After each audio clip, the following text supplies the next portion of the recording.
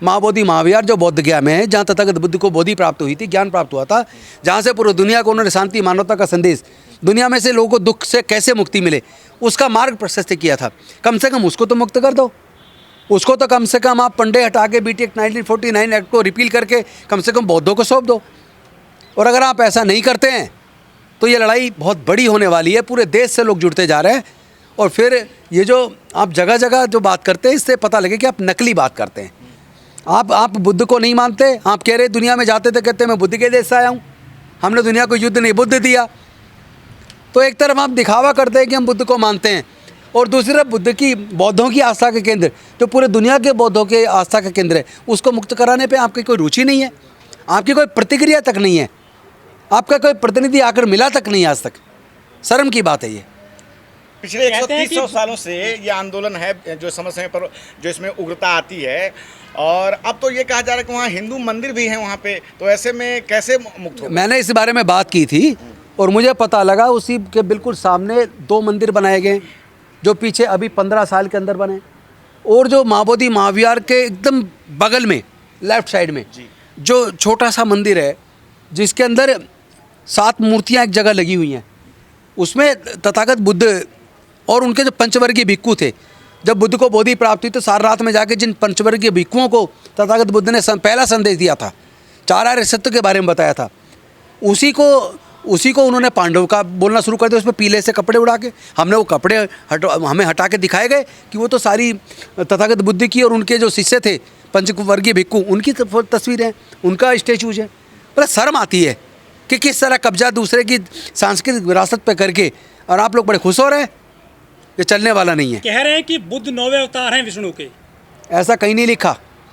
अगर ऐसा लिखा होता तो जो वाल्मीकि जी की जो रामायण लिखी हुई उस जो गीता प्रेस से छपी है, उसमें 34 सर्ग के अंदर उसके अंदर कहा गया है कि बुद्ध और चारवाक रूपी चोर का अनुसरण नहीं करना चाहिए, और उनको ऐसी सज़ा देनी चाहिए जैसे चोर को दी जाती है। तो अगर वो 10वें अवतार है तो फिर उनके लिए ऐसी बात क्यों लिखी है? रामायण में क्यों लिखी है ऐसी बात? यदि हिंदू इसका जवाब कौन देगा? यदि हिंदू भी पूज रहे हैं, ब्राह्मण पूज रहे हैं बुद्ध को, तो दिक्कत क्या हो गई आपको? हम कब कह रहे हैं उसे मत पूछो। हम ये कह रहे हैं कि जिस विचारधारा को बुद्धिज़्म में कोई स्थान नहीं है अंधविश्वास पाखंडवाद के लिए, वो वहाँ नहीं होना चाहिए। नंबर 2, उसका मैनेजमेंट टोटल बौद्ध लोगों के हाथ में होना चाहिए। क्योंकि अगर किसी चर्च का संचालन केवल क्रिश्चियन करते, कोई दूसरे धर्म का आदमी नहीं हो सकता। किसी मस्जिद का संचालन मैनेजमेंट कमेटी केवल मुस्लिम लोग करते, कोई दूसरा नहीं हो सकता। किसी गुरुद्वारे का संचालन में मैनेजमेंट कमेटी में सिख से कोई और नहीं हो सकता। उसी तरह किसी मंदिर के मैनेजमेंट कमेटी में संचालन में कोई नॉन हिंदू नहीं हो सकता। तो फिर बौद्धों के महाबोधि महाविहार के मैनेजमेंट कमेटी में उसमें 4 पंडे क्यों हैं? ये हमारा सवाल है। 1949 जो एक्ट है, जब वो एक्ट बना उस वक्त बौद्धों का रिप्रेजेंटेशन था ही नहीं उसमें। अब जिन ब्राह्मणों का रिप्रेजेंटेशन था, अपनी मर्जी से अपने फायदे के लिए उसको बना दिया। जैसी बौद्ध लोगों को जागरूकता आई, लोगों ने अपनी सांस्कृतिक विरासत को पहचाना, और जिनको समझ आया कि हमारे तो पूर्वज बौद्ध थे, उन्होंने घर वापसी की। डॉक्टर बाबा साहेब अम्बेडकर जी के नेतृत्व में घर वापसी हुई। उसके बाद लगातार घर वापसी हो रही है। 5 अक्टूबर 2022 को मिशन जय भीम के बैनर तले दिल्ली के अंदर लगभग 12,000 लोगों ने बौद्ध धर्म की दीक्षा ली, 22 प्रतिज्ञाएं दोहराई। उसके बाद से कम अब तक 30 लाख लोग बौद्ध धर्म की दीक्षा ले चुके, और अनऑफिशियली तो कम से कम 15 से 20 करोड़ लोग बुद्ध में आस्था रखते हैं भारत में। 1949 जो BT एक्ट है, ये केंद्र सरकार हटाएगी, स्टेट सरकार हटाएगी, या फिर आपको कोर्ट जाना पड़ेगा? देखिए, इसको स्टेट गवर्नमेंट का मसला है, लेकिन केंद्र चाहे केंद्र कर सकती है, क्योंकि ये भारत के संविधान को लागू होने से पहले बना है। दूसरी बात, ये तो हम पिछले 6 महीने से कर रहे हैं। अब से करीब 6 महीने पहले हम अल्पसंख्यक आयोग में जाके बौद्धों के प्रतिनिधि, जिसमें ऑल इंडिया बुद्धिस्ट फोरम भी, बुद्धिस्ट सोसाइटी ऑफ इंडिया भी और मिशन जय भीम के प्रतिनिधि गए थे, उनसे मिले थे, उनसे रिक्वेस्ट किया था इसका समाधान करवाइए। उसके बाद उन्होंने मीटिंग रखी पटना के अंदर, वहाँ पे भी जाके मिले, सरकार के प्रतिनिधियों से मिले, कोई समाधान नहीं हुआ। अब से करीब 4 महीने पहले पटना के अंदर प्रदर्शन हुआ, बड़ी सभा हुई, वहाँ सरकार के प्रतिनिधि को ज्ञापन सौंपा, लेकिन कोई रिजल्ट नहीं आया। तो आप ये कैसे कर सकते हैं चुनाव के टाइम पे कर रहे हैं? ये तो पहले से ये तो लड़ाई पहले से चल रही है, ये अधिकार की मांग पहले से चल रही है। मेन स्ट्रीम मीडिया जो है इसे दूरी बना के रखा है, वक्फ बोर्ड पे तो लगातार। देखिए, मेन स्ट्रीम मीडिया इसलिए बना के रखे, मेन स्ट्रीम मीडिया में सारे मनुवादी लोग हैं, सारे ब्राह्मणवादी लोग हैं, और वो लोग हैं जो बुद्ध के धम्म से नफरत करते हैं, जो डॉक्टर बाबा साहेब अम्बेडकर से नफरत करते हैं, जो बहुजन समाज के लोगों से नफरत करते हैं, वो छोटे छोटे बात पे तो डिबेट कराते हैं। अब वक्त पे डिबेट होगी, आज ही रात को देख लेना। लेकिन माओवादी महाविहार का मुक्ति का आंदोलन इतने लंबे समय से पूरी दुनिया में चल रहा है, उस पर आज तक कोई डिबेट नहीं है। तो क्या चुनावी एजेंडे में शामिल होगा ये मुद्दा बीटी 1940 एक्ट? अगर इनको लगता है कि केवल ये वोट से डरते हैं तो मैं आज आपको बता रहा हूँ, इनको वोट की चोट भी देंगे। पर साहब तेजस्वी यादव का कोई इस पर ज़्यादा रुख नज़र नहीं आ रहा क्या? देखिए, कोई भी हो जो हमारी जायज़ मांग के साथ नहीं है उसको जवाब दिया जाएगा। क्या लगता है इस बार आंदोलन फलीभूत हो पाएगा? क्योंकि पिछले 130 हम भी जानते हैं ये लंबा चलने वाला आंदोलन है, लेकिन जनता के सामने अच्छी अच्छी सरकारें दफन हो जाया करती हैं। हम इस आंदोलन को आने वाले समय में इतना बड़ा बना देंगे, इस बार ये बंद नहीं होगा।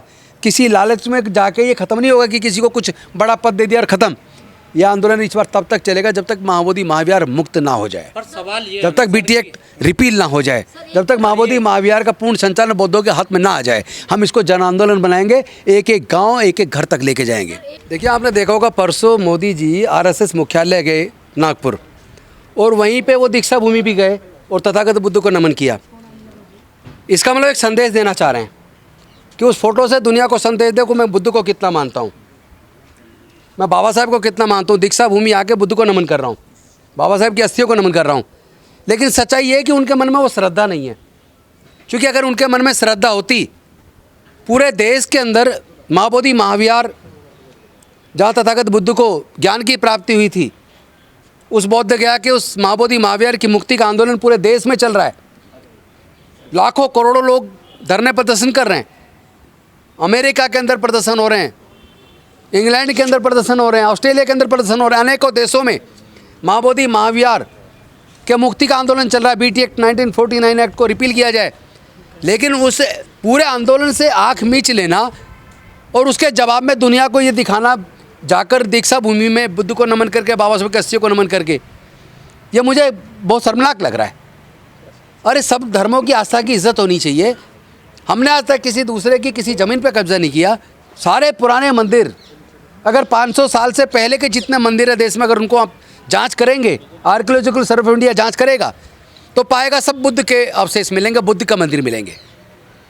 खुद आपने देखा होगा कि विवेकानंद जी ने अपने राइटिंग्स में वॉल्यूम 7 के अंदर कहा है कि पुराने बहुत सारे बौद्ध मंदिरों पर ही बाद में मंदिर, हिंदू मंदिर बनाए गए। उन्होंने तो जगन्नाथपुरी के मंदिर के बारे में भी बोला कि वो बुद्ध का मंदिर है।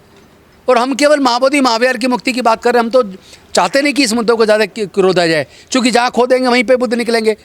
आपको सबको पता होगा, अयोध्या के अंदर जब खुदाई हुई थी, खुदाई में बुद्ध के अवशेष निकले। वहाँ साकेत नगरी थी, मथुरा के अंदर जो खुदाई हुई, सारे अवशेष वहाँ के संग्रहालय में रखे हुए सारे बुद्ध के अवशेष हैं। जितनी गुफाएँ हैं भारत के अंदर, सब में बुद्ध के अवशेष हैं। हम नहीं चाहते इसको ज़्यादा बढ़ावा देना, इस लड़ाई को बढ़ाना।